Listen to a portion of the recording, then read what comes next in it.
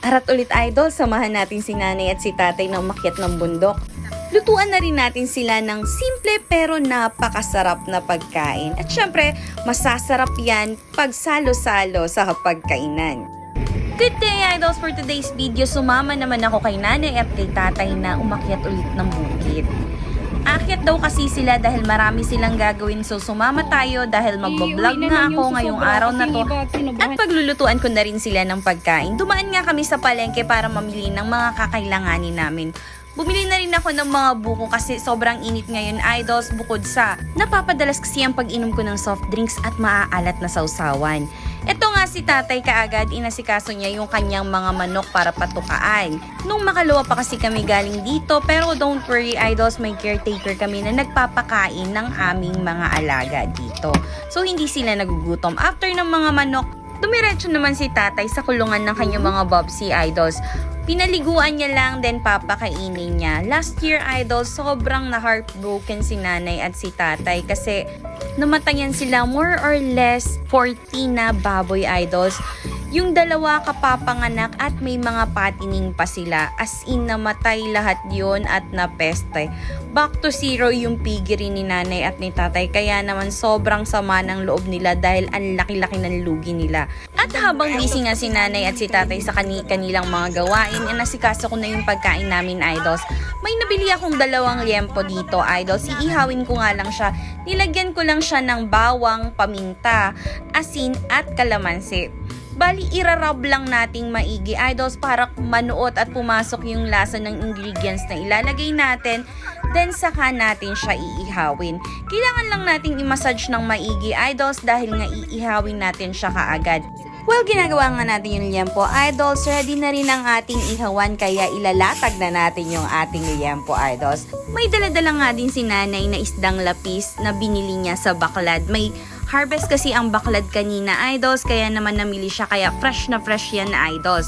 At habang nag-iihaw, idols, pa-shoutout sa aking star sender, Cacho Sinyadosa Roselda, Brensky Bren, Myra Culas, Bongjan Apalle Hernais, Lynette Brasilago, Glenn Malunas, Chris Bautista from UAE, at sa mga OFW followers natin, Rosalinda Villegas from Turkey, Del Rosario Renz from Malaysia, at sa ating mga followers, Angie Pasco from Cavite, Bet Napasena, Tin Bello from Bicol, Lourdes Raganet from San Mateo, Isabela. Thank you for always watching our video, idols. At nung medyo nag-brown na nga yung ating liempo, idols, igigilid lang natin siya ng konti kasi mag-iihaw na tayo dito ng talong. Gagawa tayo kasi ng talong na gisado for sausawan mamaya. Pero hindi ko pa rin tatanggalin malapit sa apoy yung ating liempo dahil ang gusto ni nanay pagdating sa inihaw is tostadong-tostado talaga. Yung lutong-luto at ayaw niya yung nagjujuice. Feeling kasi ni nanay pag ang pagkaing inihaw is nagjujuice pa, feeling niya hilaw pa. Hindi kumakain si nanay ng kahit na anong raw food. Ultimo, bagoong po kasi is niluluto talaga niya bago niya pagsawsawan. Nag-ihaw nga ako dito ng 3 perasong talong, which is yung igigisa natin mamaya at gagawin nating pamares, sides o sausawan para dyan sa ating mga inihaw, idols. Masarap talaga mamuhay dito sa bukid, idols. Napaka-presko ng hangin at feeling mo talaga wala kang problema pag nandirito ka at puro fresh lang yung pumapasok sa utak natin. Kaya naman itong nanay at tatay ko, nagtatrabaho yan, idols, may mga ginagawa sila habang nag-chill sila dyan sa kanilang kubo. At yung ganyang pagkatostado nga ang gusto ni nanay, yung talagang lutong-luto, idols. At ito na nga, medyo luto na rin yung ating talong. Hahanguin ko na nga yung inihaw na talong, idols, pero iiwan ko pa yung isda kasi feeling ko hindi pa masyadong tostado dahil yun nga yung gusto ni nanay, yung parang prinito talaga yung inihaw. Maghihiwa lang tayo ng ilang pirasong bawang para sa panggisa, idols. Pipinuhin lang natin ang pagkakahiwa nito, idols, for panggisa.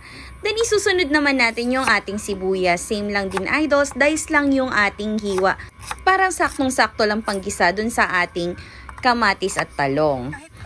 Maghihiwa nga din ako dito ng 5 pirasong kamatis, idols, para mas malasa yung ating sides o sausawan mamaya para sa inihaw. Dahil alam nyo naman, idols, para sa akin, mas maraming kamatis, mas masarap. Then, babalatan na natin yung pinalamig nating talong, idols. Ang hirap kasing balatan nito, idols, pag mainit pa. So, sinet aside ko muna siya, idols, para mag-cool down pa at hindi tayo mahirapang balatan. Ako lang ba, idols, yung kumakain ng inihaw at kumakain ng pritong talong, pero pagdating sa ibang dish, hindi makain yung gulay na talong na yun. Hindi ko alam, idols, pero parang ang kati-kati talaga sa dila ko. Pero pag prito, torta, saka inihaw, nakakain ko naman. Then nung mabalatan na nga natin, syempre, ang sarap ng presentation, di ba, idols? Lalo na nga ganito ka-fresh yung ating paligid. Talagang mapapachill ka, idols. Chill na chill ako pag nandito ako. At habang busy nga pala ako, naisa lang na pala ni nanay yung pagkain ng mga alaga naming aso, idols. Nilulutuan namin sila ng sarili nilang pagkain dahil more or less 10 sila dito, idols. So, para sure na busog sila, hindi sila magugutom at hindi sila gagala, nilulutuan po talaga namin sila ng pagkain. Pagkain pang tao po yan kasi hindi po sila sanay kumain ng feeds. At nag-chill na nga rin si nanay at si tatay dito sa kubo. And after ko mabalatan yung inihaw na talong, idols, hihiwa-hiwain lang natin siya ng saktong-sakto, parang bite-size, idols, para pag ginisa natin mamaya sa iba nating ingredients, idols, is mabilis lang siyang madurog. Hihiwain lang natin ng ganyang laki, idols, then maggigisa na tayo sa ating kawali. Naglagay nga lang ako ng mantika dito, idols, then isusunod na natin yung ating bawang at sibuyas. Igigisa lang natin siyang maigi, idols, hanggang sa lumabas lang yung aroma niya, idols. Hindi kailangang magba-brown siya, idols. Then ilalagay na natin yung ating kamatis. Igigisa lang din natin siyang maigi, idols, at lalamugin lang ng konti, pero hindi durog na durog, idols. Dahil sides o sausawan nga siya, idols, mas maigi na kahit papano may nangunguya pa tayong medyo malutong para sa ating sausawan. Mas masarap kasi sa inihaw na pag sinabay mo siya, idols, may nangunguya ka pa at hindi durog na durog. Naglagay na nga rin ako dito ng bagoong isda, idol. Sariling gawa ni nanay yung bagoong na yan, kaya naman napakasarap. Igigisa lang nating maigi, idols, para maluto talagang maigi yung bagoong dahil ayaw nga ni nanay na parang hilaw yung bagoong.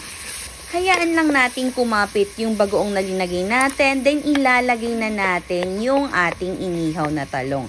Igigisa lang natin siyang maigi, idols. Halukayin nating maigi para makombine yung mga ingredients at yung bagoong doon sa ating talong. At habang ginigisa nga natin to, idols, medyo durug-durugin natin yung talong para kumapit talaga yung lasa ng ingredients doon sa ating main dish, syempre. Ikaw ba, idols, nasubukan mo na tong dish na to?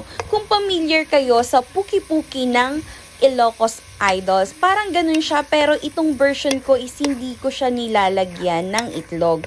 Yung puki-puki kasi ng Ilocos is may itlog. Para sa akin, sausawan kasi siya, so hindi ko siya nilalagyan ng egg. Much kasi siya sa mga dry na pagkain like prito at saka ng inihaw. Medyo may pagka-weird ako pag nilagyan kasi ang isang pagkain ng itlog. Para sa akin, torta na yon. So, ito kasi sausawan to, so sides talaga siya. Kaya hindi ko siya bet lagyan ng itlog. Pero sabi nga nila, your food, your rule. Kung anong gusto mong gawin sa pagkain mo, nasa sayo yan. Ilagay mo yung gusto mong ilagay at tanggalin mo yung gusto mong ilagay. Kasi unang-una, ikaw ang kakain yan, kaya ikaw ang masusunod, idols. At pag ganyan ang lumabas na yung mantika nung ating gisado, idols, okay na yan. So magre-ready na tayo ng ating table. Nakabili nga rin ako ng hinog na mangga pang himagas, idols. Pag ganitong panahon, napakamura ng mangga sa amin.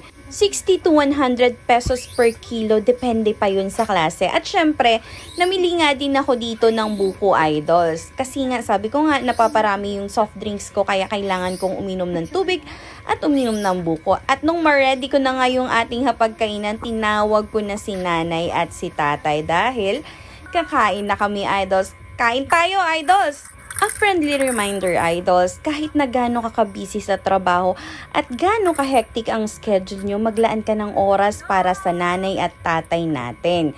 Hindi natin napapansin, idols, na unti-unti na silang nagkakaedad, unti-unti na rin silang humihina, kaya naman maglaan tayo ng oras para sa kanila. Sabi nga nila, nasa huli ang pagsisisi at nasa huli ang panghihinayang. Kaya naman wag na nating hintayin yung oras na yun, idols. Sulitin natin ang oras na kasama sila. Thank you for watching, idols!